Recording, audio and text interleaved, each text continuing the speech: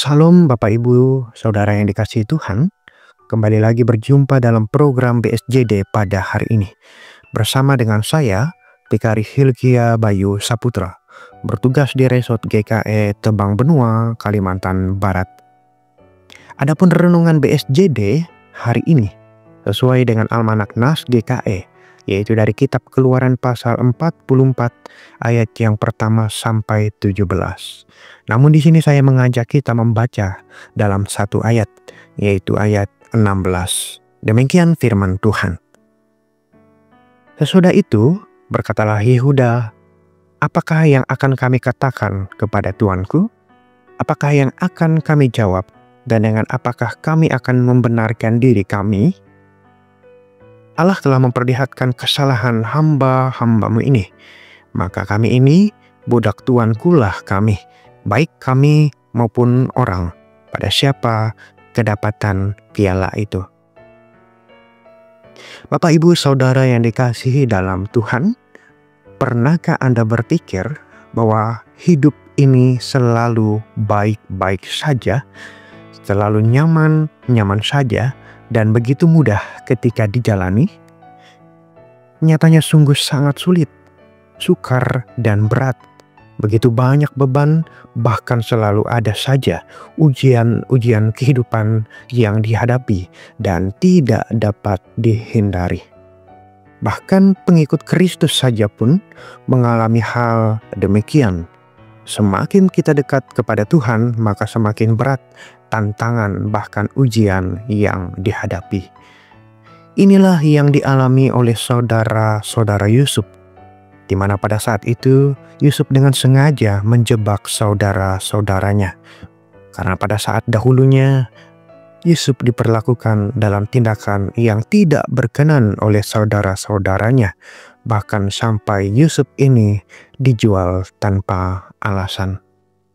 Pada mulanya Yusuf memberi perintah kepada kepala rumahnya untuk memasukkan piala ke dalam karung Benyamin.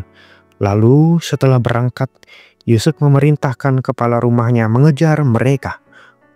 Kemudian kepala rumah itu mengatakan perihal kehilangan piala itu. Dia menyampaikan bahwa orang yang kedapatan membawa piala itu akan ditahan dan menjadi budak di Mesir. Saudara-saudara Yusuf tidak tahu akan hal yang sebenarnya terjadi. Seperti yang telah direncanakan sebelumnya, didapatilah piala itu di dalam karung Benyamin. Saudara-saudara Yusuf spontan merespon lalu mengoyak pakaiannya sebagai rasa bersalah mereka. Bahkan juga sampai kembali ke kota dan datang kembali ke rumah Yusuf untuk membicarakan perkara ini. Hal yang perlu direfleksikan bersama dari firman Tuhan ini. Pertama, Bapak Ibu Saudara, hal yang dilakukan oleh Yusuf ini bukan sebuah jebakan untuk membalas dendam saudara-saudaranya dahulu. Ia tidak melakukan itu dikarenakan ia sudah dimampukan Tuhan untuk berdamai atas dirinya sendiri. Sehingga ia juga dimampukan untuk mengampuni saudara-saudaranya. Kedua, Yusuf membantu saudara-saudaranya agar menjadi lebih baik. Apakah dengan cara berdamai dan mengampuni itu sudah cukup? Tidak cukup, Bapak Ibu. Kenapa?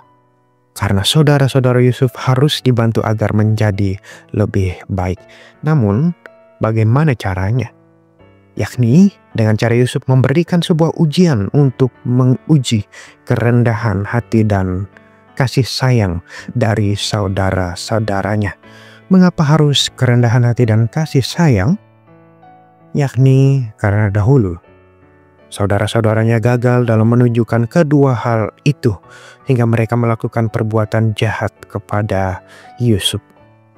Tetapi respon dari saudara-saudara Yusuf saat mereka diuji tentang piala Yusuf dan tentang Benyamin, Yusuf merespon dengan pasti dan sungguh yakin atas saudara-saudaranya, yaitu telah lulus dari ujian dan mereka telah berubah.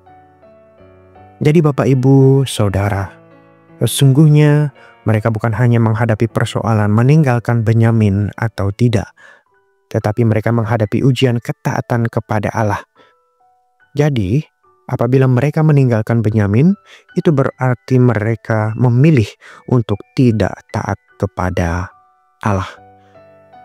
Sebagai umat Allah, bisa saja kita menghadapi situasi yang sama seperti yang dialami oleh saudara-saudara Yusuf ini. Kita bisa saja memiliki banyak alasan untuk tidak taat kepada Allah. Bahkan alasan-alasan itu bisa sangat masuk akal untuk menggoda kita melawan kehendak Tuhan. Tetapi di hadapan Tuhan, kita tidak memiliki alasan apapun untuk tidak taat kepadanya. Oleh karena itu, marilah taat dan tekun, selalu konsisten untuk mencapai perubahan. Dengan pertolongan Tuhan, kita pasti bisa. Amin untuk firman Tuhan. Mari berdoa. Terima kasih untuk firman-Mu ya Tuhan, sebagaimana firman-Mu mengingatkan kami bahwa langit dan bumi akan berlalu, tetapi firman Tuhan tidak akan pernah berlalu. Izinkanlah kami hidup menurut kehendak-Mu, setia dan taat melakukan perintah-Mu. Amin.